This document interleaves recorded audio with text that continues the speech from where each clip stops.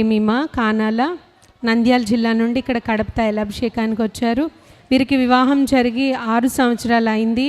6 సంవత్సరాల్లో 3 సార్లు గర్భం వచ్చి పోవడం, అలానే ఎన్ని హాస్పిటల్స్కి వెళ్ళి చూపించుకున్నా కూడా ప్రెగ్నెన్సీ నిలబడేది కాదు.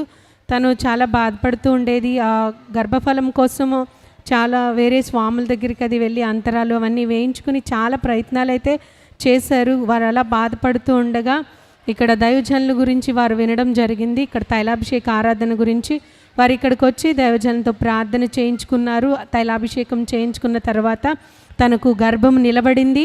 తర్వాత తనకి నెలల నుండి నార్మల్ డెలివరీ అయింది. ఇప్పుడు పాపకి 3వ నెల అని వారు సాక్ష్యం చెప్తున్నారు. వివాహం జరిగిన 6 సంవత్సరాలకి 3 సార్లు ప్రెగ్నెన్సీ వచ్చి పోయిన తర్వాత వారు దైవజనులతో ప్రార్థన అభిషేకం చేయించుకున్న తర్వాత దేవుడు గర్భఫలాన్ని ఇచ్చాడు.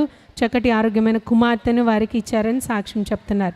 ఈ సాక్ష్యం దేవుడు దీవించునుగాక.